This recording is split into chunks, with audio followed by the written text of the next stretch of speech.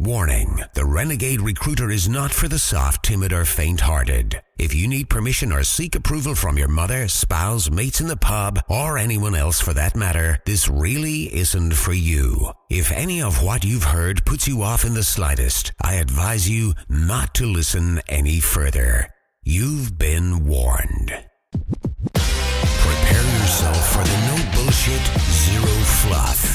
Quick, dirty, and uncensored secrets for any serious recruitment, staffing, and search business owner who wants to earn more money with less work and fewer headaches, without having to kiss ass or bend over backwards to please anyone. He's a relentless and fearless renegade who will stop at nothing to reveal the harsh, unforgiving, and brutal truth about what it really takes to succeed in this business. He's a guy people love to hate and hate to love. It's your host, Terry Edwards. The Renegade Recruiter is unleashed. Hello. This is Terry Edwards, Renegade Recruiter, and welcome to another episode of Renegade Recruiter Podcast. And of course, we're joined by Drew. How are you, Drew? I'm good, thank you, Terry. How are you? I'm fantastic. And our guest today is Ace, and we're going to tell you a lot more about it. But firstly, let me just say hi, Ace, and thank you very much for joining us. Terry, it's great to be here. I'm excited to jump in today. Awesome. Excellent. Well, let's get started. So, Ace, again, just for anybody who doesn't know of you, doesn't know who you are, can you tell us who you are and what you do now? Yeah. So I am a business buyer, which for a lot of people, when I tell them that, the first question is, what in the world does that mean? Because it's not something we hear much about, and it wasn't exactly a career path that I consciously chose. I was 19 in college. The internet was kind of this fun new thing. We were just starting to get high-speed internet, and I was a member of a site called Cool Wall Street that was a stock market simulator. And I'd always been kind of this business nerd, so it was neat to be able to get onto the internet and play around with this virtual money. And eventually, I got frustrated enough to contact the owners and see if they wanted help with me coming on as an intern over the summer. And I was frustrated because the site was always crashing. They were terrible about responding. It was just you wanted the site to be successful, but it was really frustrating to use. And so I reached out to them, and sure enough, they didn't get back to me for a while. And eventually they wrote back saying, hey, we actually would rather sell this business because we're putting our attention on a whole new project. Would you want to buy it? And I'm thinking, I just asked to be an intern. I'm a broke college kid. There's no way I could buy this business. But I started moving forward more out of curiosity, just because I was curious, how they were making money and what it was doing and all that. And so that was the very beginning of this journey that's now led to me doing over 40 deals personally, helping my clients buy over 100 businesses over the last 16 years. Wow. Awesome. So I take it you bought this company then, this stock market stimulator. Did you end up buying them? I did. So I ended up buying that business, and it was an interesting process. I learned a lot. The very first thing that I did was obviously get the income and the price. And so they were willing to sell this business. It was making $60,000. They were willing to sell it for $70,000. And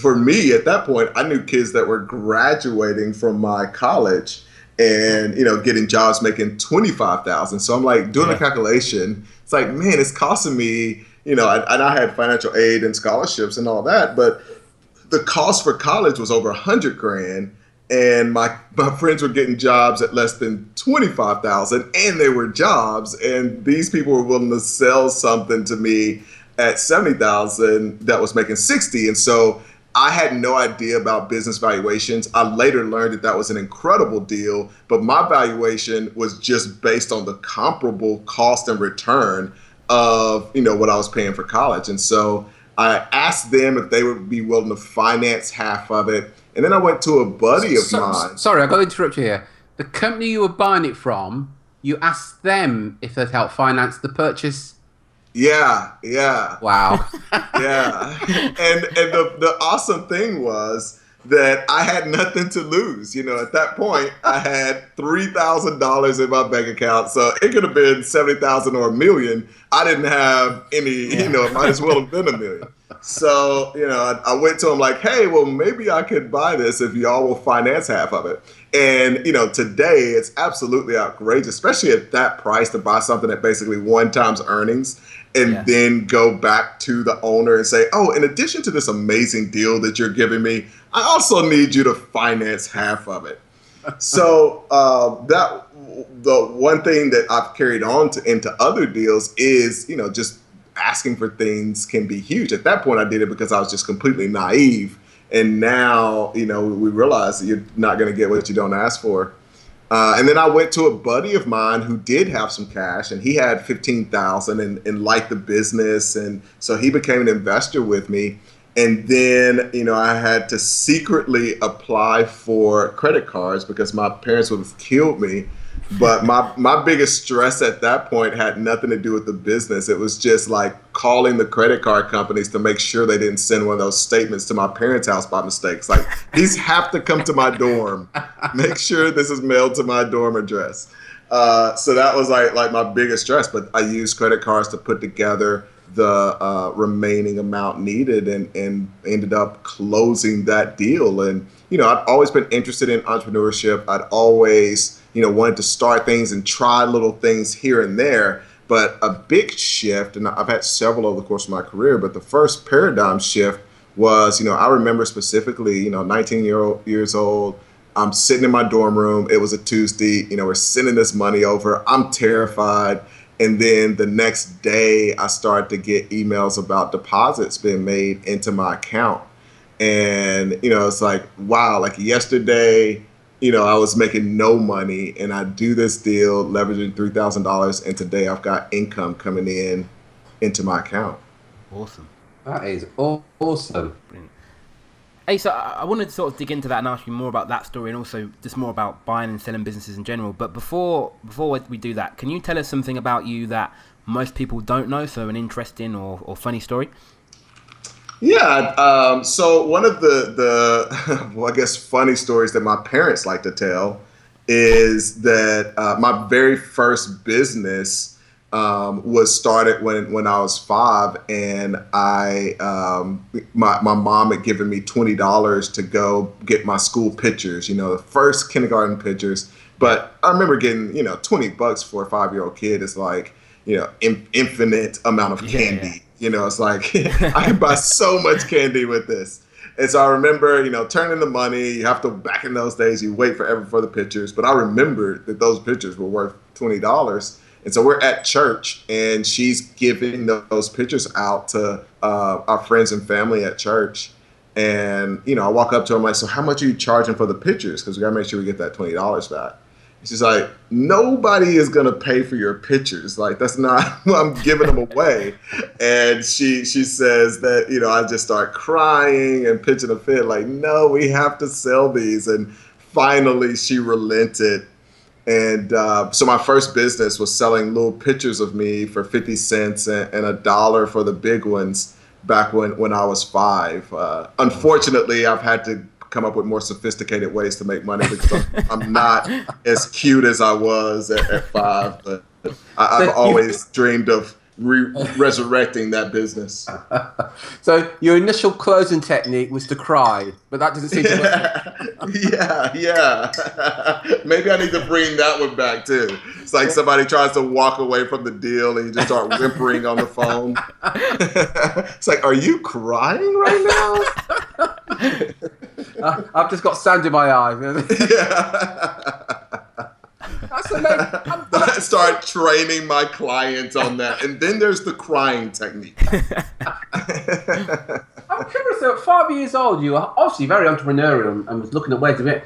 What was your influence? Who influenced you at that age, and what's been your influence since? Because that's quite interesting.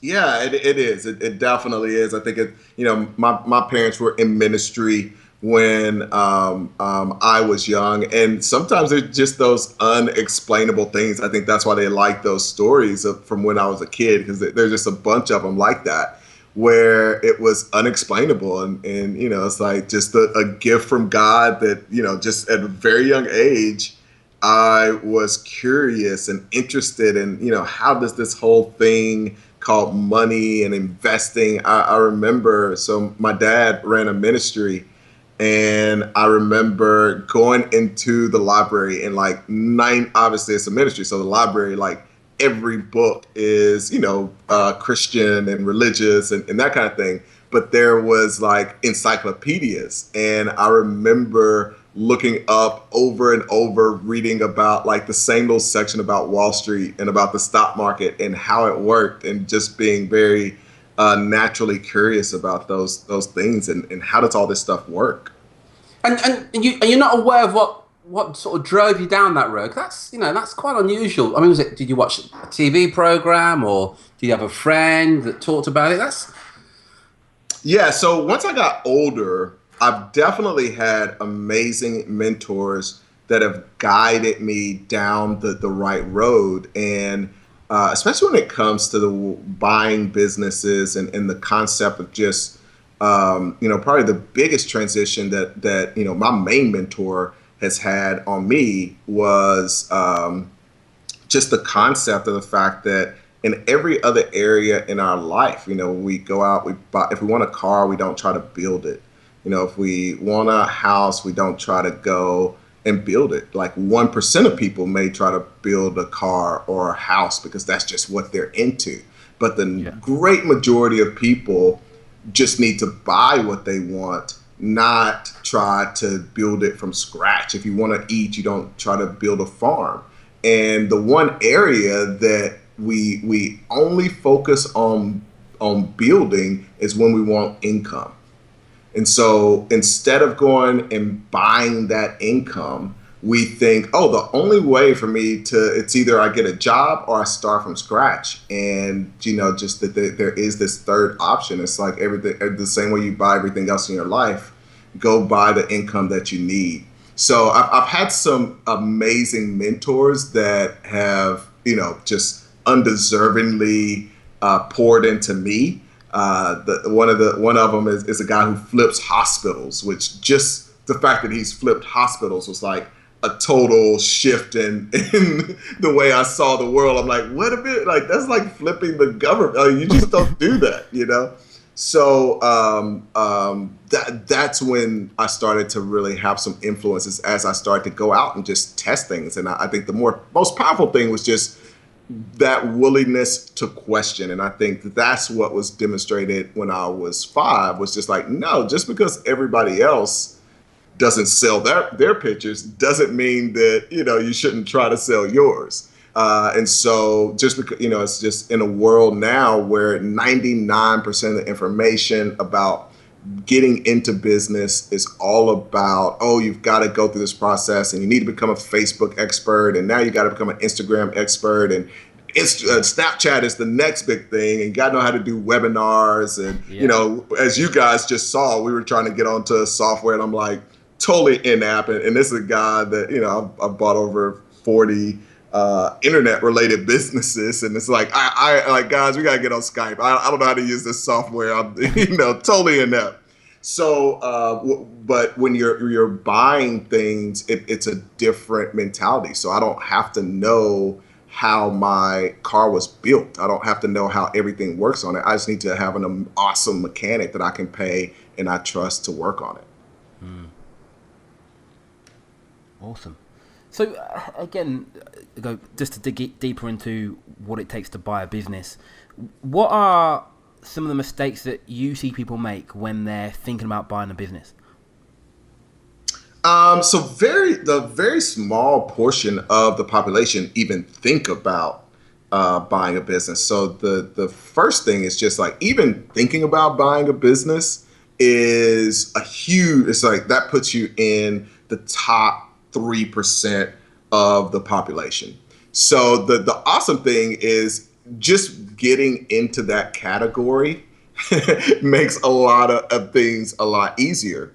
after that, I think the toughest thing though is that the buying process for this is work. And so the one difference is that you're still going into business. And what I tell people is that you got to look at it as soon as you decide, you really make that decision that you're going to buy a business, you are in the business of buying businesses. And so you really want to make sure that you're treating that process like you're in the business of going out and procuring and doing due diligence and evaluating and just going through the whole process on a lot of businesses. Because what most people do is they go out, they look at a couple of deals, they find one out of the two that they really love, and they're like, this is the business I'm going to buy.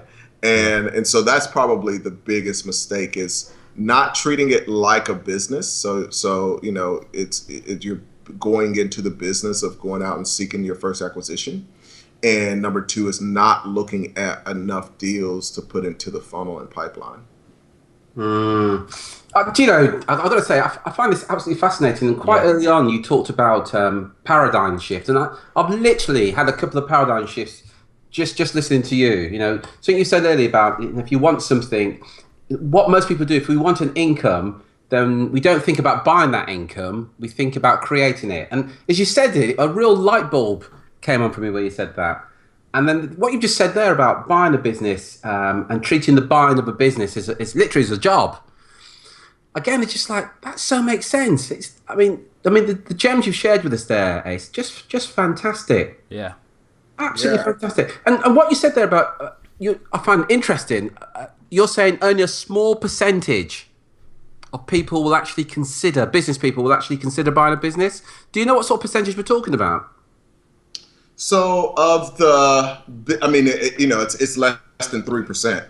And then, you know, the crazy thing, so less than 3% of people who are going into business will at least look or try to pursue buying a business. The second statistic that is absolutely astonishing on top of that is that of the people that do pursue buying a business, only 5% of those are going to close a deal. Yeah. And so you just have this very, very, very, and you can test it. I mean, go to not just a party. Like, first of all, just go to a party or go hang out with your friends. Ask anybody if they've considered buying a business. You know, have they ever, and not just like, oh, has it crossed your mind? Have you taken just any initial step to look at a potential business to buy? The second thing is to go to even an entrepreneurial seminar and start to talk to people. And these are, that's still like the entrepreneurial seminar is a very small portion of people that are of the population, basically. Those are only the people that are going out and trying to start a business. So they're already thinking entrepreneurially. And a very tiny portion of those have even considered it, let alone, again, taking that first step. Yeah. So it's such a tiny portion. And the reason that even the people that do set out, and this is a study of folks that on a scale of 1 to 10, 10 being I am definitely buying a business this year, out of those, less than 10% are going to close a deal because there's very few people talking about it. There's very few help in it. There's just little about this concept out there because the people that are doing it are just going out and making money. And even for me, I make way more money doing deals than talking about it. I'm just passionate about, you know, letting people know, hey, this exists. And that's a huge transition. Even for me, you know, just to talk about what I do and how I ended up even doing things like being on this show is I was very quiet about it. I was like, oh my goodness, you know, I had, and it hit me after my fifth business. I was excited to buy a business called Homevestors here in the U.S. And, you know, I bought a territory of this national business and, you know, it had a couple of units. and it was doing really well. It was buying and selling like 50 houses a year. We grew that to almost 100. And so it's this great business. But I was excited about it because I heard so much about real estate. Everybody's talking about real estate, and so this was also during that time period, 2003, 2004.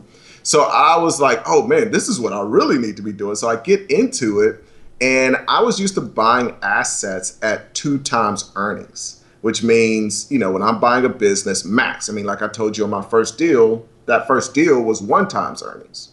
So that means it's going to pay for itself in a year. But the max I will pay for a deal is 2 times earnings. So it's going to pay for itself completely in 2 years. That's 50% a year return. So I get into real estate, and it's the big rage. I'm like, I started to get some rentals, and it's like my statements are coming in.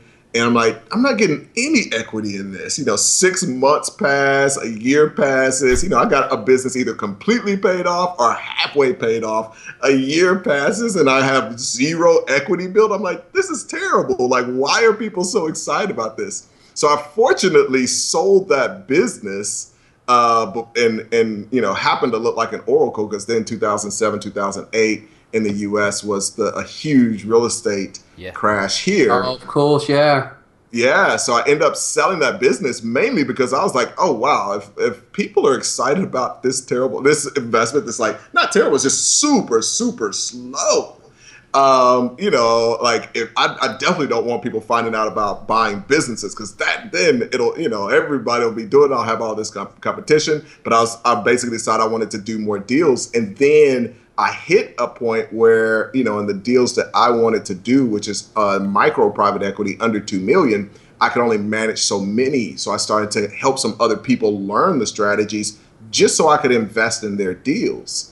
And the funny thing was, as I started to talk to people about it, it was like, no, it's so just like, mind blowing that they're like, no, like you can't just do that. Like, that doesn't make sense. That's not possible. And it's so funny too. I've been on interviews before where, I've had clients, like we've done a lot of no money down deals and all this. And, I remember a host in particular who was like, well, but at the end of the day, it's really not possible to just buy a business with no money down.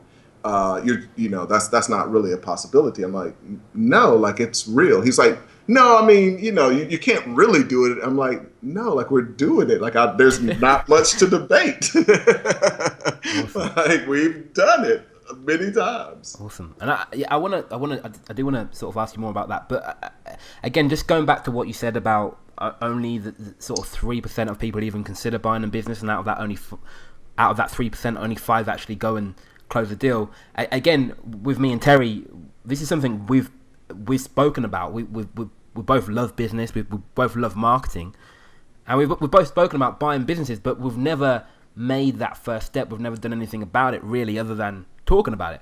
So for anyone listening to this who's like us and perhaps has thought about it, or maybe not even thought about it before today, but they are now hearing you speak, what's the first thing that we should do? What's the first sort of step that you teach your clients? The first thing is to start looking around at deals that are available. So there's a site called Biz by Sell. It's one of the largest marketplaces for businesses for sale. And sorry to interrupt, Ace. What's it called? Biz by Sell. Biz by Sell. Right. Sorry. BIZBUYSELL. Yeah. Or you can just search business for sale marketplaces. Yeah. But you search for those, and then you can see businesses that are on the market. And what you're doing there is mostly research. You want to get an idea for the types of businesses that are in your area. If you're looking at internet deals, you want to get an idea for the businesses that are coming on the market. What are the price ranges? What are the things that get you excited? And as you start to look at those, then you can go out and target businesses that are on the off market. So we try to do deals directly with sellers that may not even be thinking about selling, because that's where the best deals are. But getting the education of the price ranges, and another thing that a lot of people think is that we go in and try to steal businesses from people. And the truth is, I love paying exactly what the market price is, because like I said, compared to the market price for most businesses is going to be 2 times earnings. Like, where else are you going to go and get a 50% return? So where I try to focus is more on the terms of the deal as opposed to the price of the deal. You're listening to the Renegade Recruiter Unleashed podcast. For show notes, additional resources, and podcast updates, head over to www.therenegaderecruiter.com. One of the things that another one of my mentors would always say is like, man, I would, and even if it's overpriced. So, his example would be, I'd pay $1 billion for a company that was only worth $500 million if they let me control the terms. Yeah, that makes sense. Yeah. As long as you can control the terms, you're going to be okay. So if it's you pay $500 billion more than that company is worth, $500 million more than that company is worth, but you set up the deal so it's a $1 billion price, but you're paying $1 million down and $50,000 a month for the next 10,000 years. That's an amazing deal. Mm-hmm. So you want to control the terms of the deal. So we end up, I'll help somebody. If a deal isn't on the market, I'll help them. I'll show them, this is what your business is worth. This is what other people aren't necessarily even selling their business for. This is just what they're wanting for their business. And we're willing to pay that same amount for you. And so you said there about buying off market to get the best deals. How do you do that? How do you find a company that's not even on the market to approach, so to speak? So there are a lot of ways to go after them. Something that's working and we're just killing it with right now is just approaching them on LinkedIn. So we go out, we find the types of deals that we're interested in buying. And then, we join groups that are, let's say we want to buy a e-commerce business. We'll go to a group that is talking about e-commerce on LinkedIn, and we just introduce ourselves as business buyers. All right. That's amazing, because something that Drew and I encourage is our clients to use, and LinkedIn's a great tool. In fact, we've written books on this subject, but it really is a great platform for meeting your target market. And there, Ace, you've just given another great example. So once you've done that, from the buyer's point of view, what's the buyer looking for? Sorry, what's the seller looking for when it comes to selling? What's their main criteria? Every seller is going to be a little bit different. Okay. And that's what you want to find out. Because we have definitely had sellers where they're selling the business, and let's say they're selling the business. We've got a deal that we're working on right now, and the guy has built an amazing e-commerce business and just really scaled this thing up to an incredible level. So this business is $1 million business that he's selling. And, there's nothing more awesome than making somebody in their 20s a millionaire, getting their first transaction done. So that's really awesome. But the kid is just like incredibly bright. And so the reason he's selling is because he's got a SaaS business that's is already on track to be a $10 million business. So the only time, it's not worth spending your time on $1 million business is when you have a $10 million business. Sure. So he's not really spending his time, and the business is starting to dip a bit. And if he continues that way, then it's gonna be gone, and he's not gonna get anything out of it. And so 2 things are really crucial to him.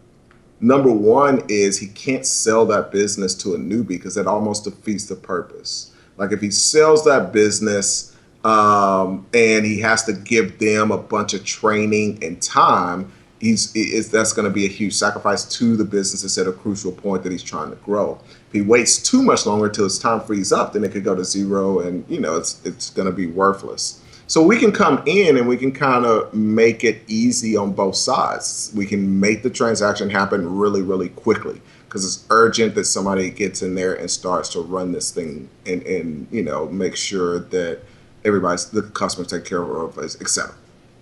So we have people in our network. We basically have a network of buyers with different expertise from, e-commerce folks that have built $1 million businesses to SaaS people to, even just the different aspects of the business like Facebook and Instagram and, it's really neat. And so we can look at a deal and say, all right, how do we pull together the partners that can contribute and help grow this business to another level so that no one person is dependent on it. And then we can come into that deal and we have, the thing that he was excited about was that we have people that have done the exact same business that he's in, the same business model.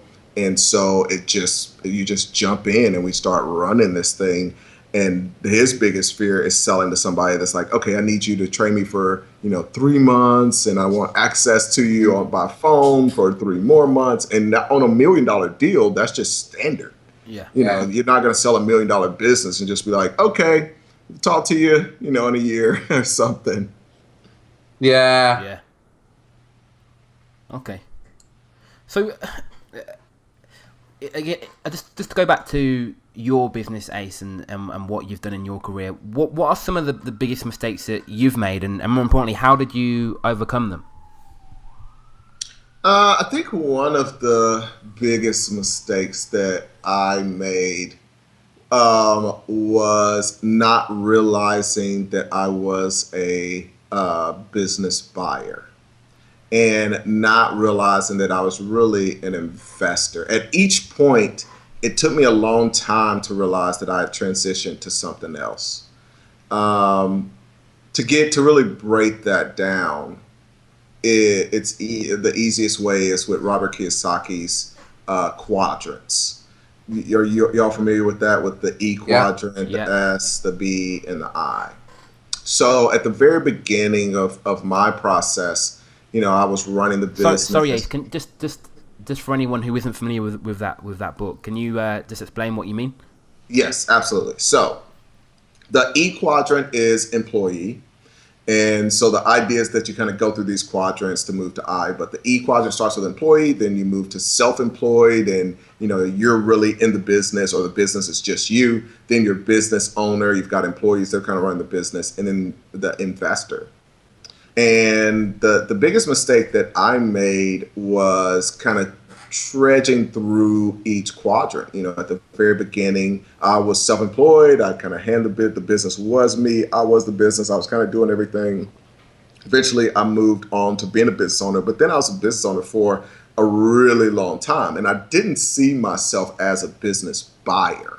So my whole, I think people don't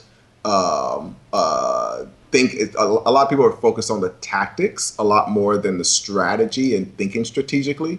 But the fact that I saw myself as a business owner as opposed to a business buyer led me to hold on to deals for too long sometimes. I would see myself like, okay, the way that you're supposed to be an entrepreneur is you take one business and you grow it, and you're like Bill Gates, or you're like Steve Jobs, or these guys that have taken one business and that's what you're supposed to do is get a business and run it forever. Yeah. Well, I really thought, okay, I'm an entrepreneur, I'm a business owner, I'm just looking for the right deal. So I didn't necessarily start working on my deal making skills or see this as a possibility literally until after my 6th deal. And the guy that I mentioned who flips hospitals, that was the first time, literally just him telling me that. You're talking about those paradigm shifts, Terry. Like, that is such a powerful thing. It doesn't take a whole lot to have huge paradigm shifts. I mean, literally, if he would have not spent another second with me, and I'm fortunate that he did, but if he would have not spent another second with me after I met him and he told me what he did for a living it would have changed the course of my life just with a sentence. So the idea for me back then was, I'm going to go out, I'm going to find a business, and like finally I'm going to have this thing. I didn't pay attention until I looked back and like, oh, well, no, like I've done 6 businesses. You know, I knew that I didn't want to start from scratch. So I realized that, like, but I still didn't see myself as a deal maker. So it was like, I'm going to eventually find this business. But then I look back and realize, well, no, like I bought this and then I built the equity and then I sold it and got this lump sum. I made this money over the course of that. And so, but it was a long time for me to realize, okay, again, we just don't, nobody, no little kid is like, oh, I'm going to grow up and be a deal maker or a business buyer or whatever. It's just not something we're trained to even think is a thing. Yeah. So I never thought about it as a thing. I always saw myself as a retail owner or an internet business owner or whatever. So that huge transition was a big deal for me, and that was a big mistake. But then the last thing was thinking that I wasn't, or thinking that I couldn't move from E to I. And that's what we're helping people do now, where you don't, I think we all think that in order to be a shark, you have to be super rich.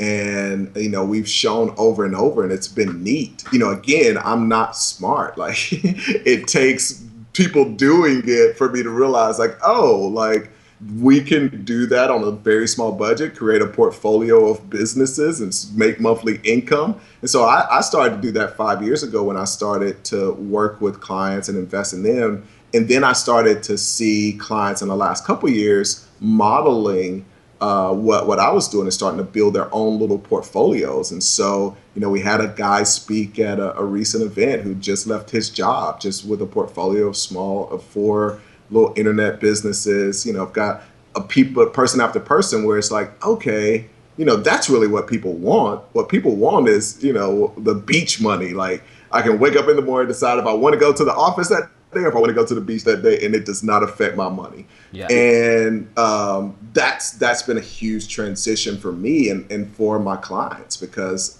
you know, what people want is income. So now we go just straight from E to I. There's no reason not to be an investor, no matter who you are, where you're starting from. And so we walk people through that. Awesome. So this is absolutely fascinating. Yeah, it is, yeah. So one of the questions I've been dying to ask you, a little thing you said, how do you go about buying a business with little or no money? So the first thing is you got to have a motivated seller. Mm-hmm. I mean, if somebody needs to sell their business, it's a lot different than if they want to sell their business. Okay. So we try to deal with people that need to sell their business.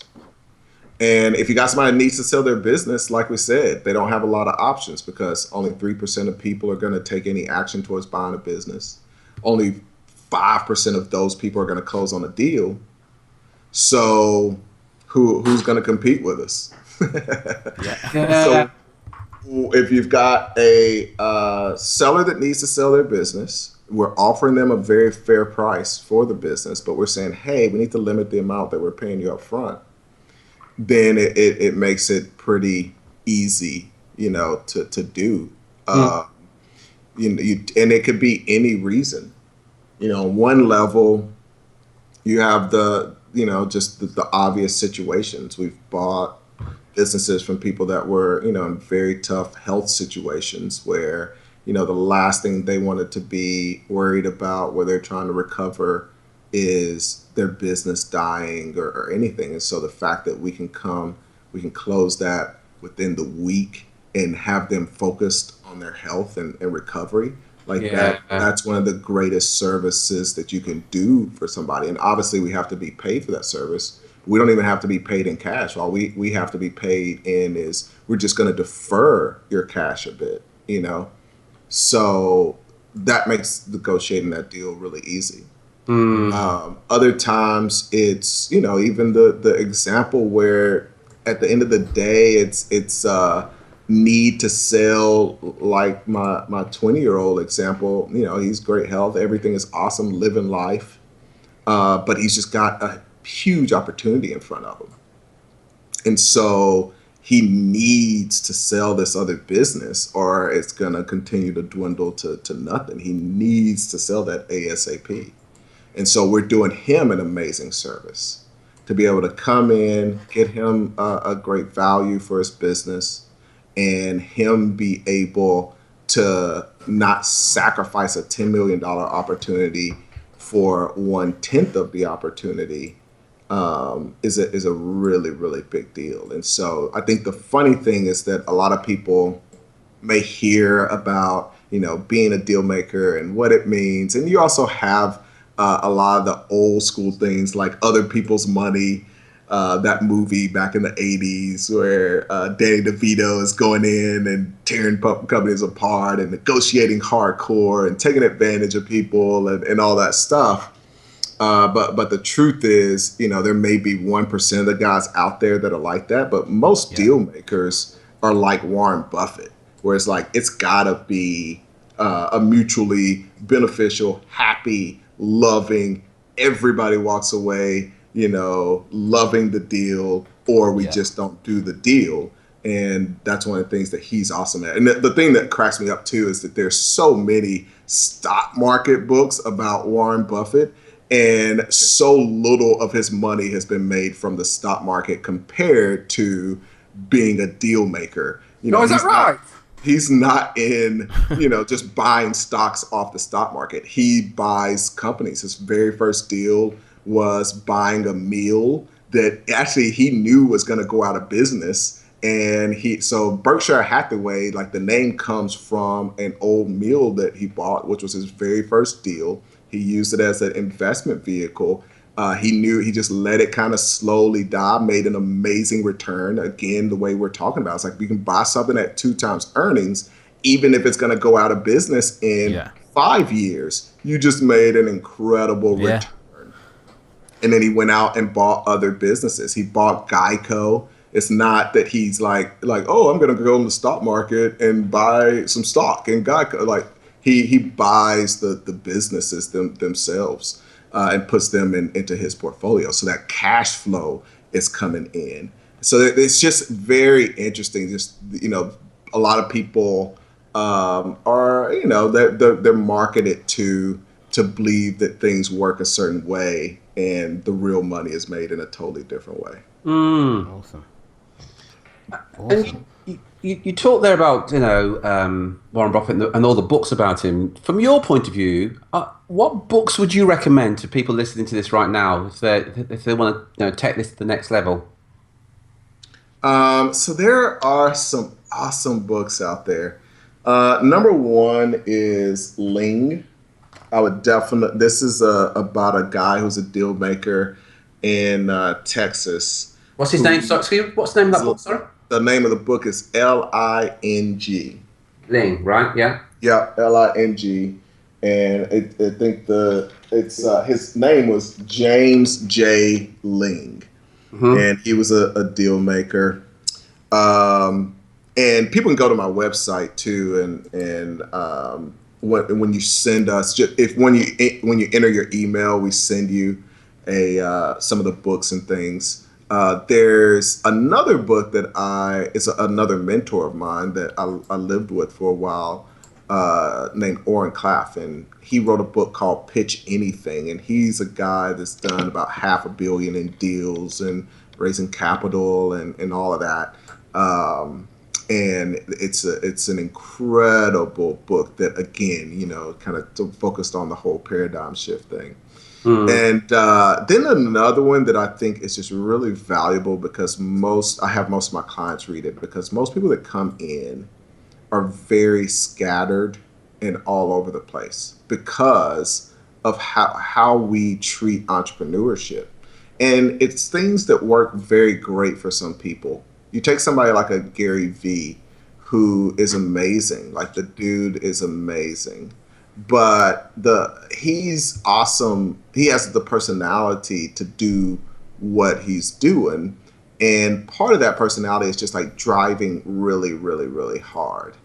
And the average person just isn't that. And so for the average person, they end up super scattered because they don't have the foundation that Gary Vee has, and they're trying to follow a lot of the advice that's out there. That's like, okay, you got to have a podcast, you got to be on Facebook, you got to have a Facebook group, you got to do some Facebook ads, you got to do the same on Instagram, and you got to be Snapchat's the new thing, and it's just like, oh, they're trying to become experts at so many things. You got to run webinars, and so a book called Managing Oneself is also one that I recommend for most people, because they just come in and they're all over the place. And then the last one in that same vein is a book called The Power of Now that I'm also a big fan of.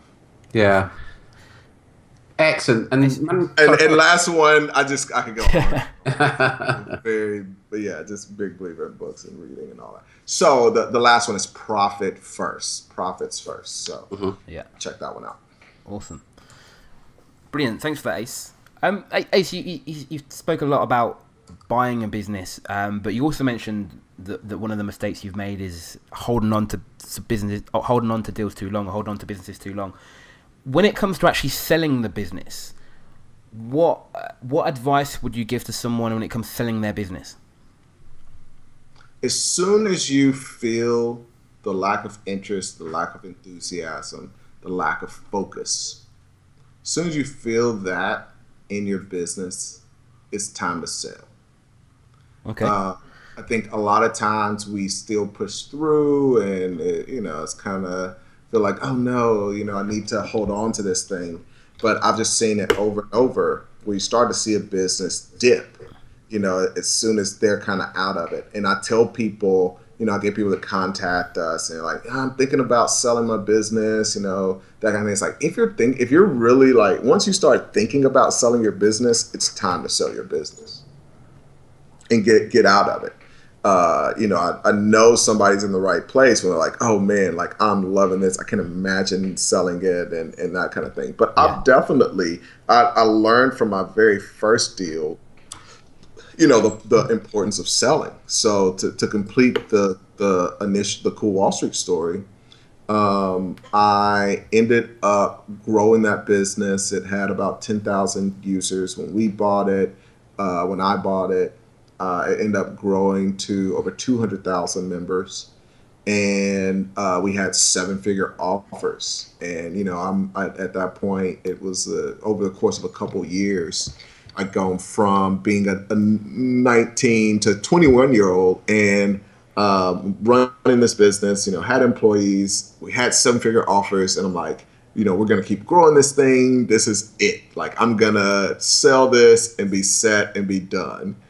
And then 2001 came, and the crash happened, and all the offers dried up. A lot of our income sources, which were other startups, went out of business, and we ended up selling it for like 1/10 of what we had offers for.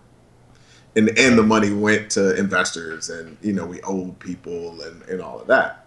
So after that, I definitely became trigger happy when it came to selling the businesses. And as soon as I did, the only reason I became a deal maker was because of that, because I probably would have stayed in. I bought a mortgage company after that. And as soon as I started to see, okay, you know what, anything looks weird, it's like, all right, I'm selling, because of that first experience. So I was fortunate that I had that initial experience, because it's what led me down this whole path. And how do you value your businesses? How do you decide how much you sell it for? We do just a multiple. So it's going to be a multiple of earnings, and usually that multiple is going to be 2. Okay. And that's of earnings, not of profit? That is of profit. Right, yeah, that makes sense, yeah. Excellent. So you've shared with us the books, you've shared some experiences. From your point of view, Ace, who's been the biggest influence on your business journey? Definitely the well, I've got a couple people, but probably is I mean, I wouldn't be doing what I'm doing now if it weren't for the guy that bought and sold hospitals. And so, you know, I remember the very first time that we sat down together, and he's basically I'm excited to meet with him the very first time, and he's like, all right, so what do you got for me? And I was like, I kind of figured I would talk about my business right now and that kind of thing. He's like, do you have the financials for it? And I was like, no, I didn't bring my financials. He was like, okay, do you have like your personal financial statement? And I was like, no. He's like, so you just want to chit chat or what? And I was like, Yeah. like, oh, he's like, yeah, that's like, unless you got something for us to go through and really talk about, then like, don't waste my time. And I was like, whoa. So it was real. It was serious. Like we broke things down, and just all very powerful concepts. I remember in that next meeting, I finally had, and we only met once a quarter. So, I had to wait through, like I didn't have financials and stuff. So I had to wait through, that was my first lesson. And so, I didn't talk to him anymore for 3 months. And then we sit down again. And, I remember going through my financials, and he was looking at my personal financial statements like, so why do you have this and why do you have that and what about all this real estate and da, da, da. And I'm like, yeah, so the exciting thing is I'm building my net worth. And he was like, who cares about net worth? The poor people care about net worth.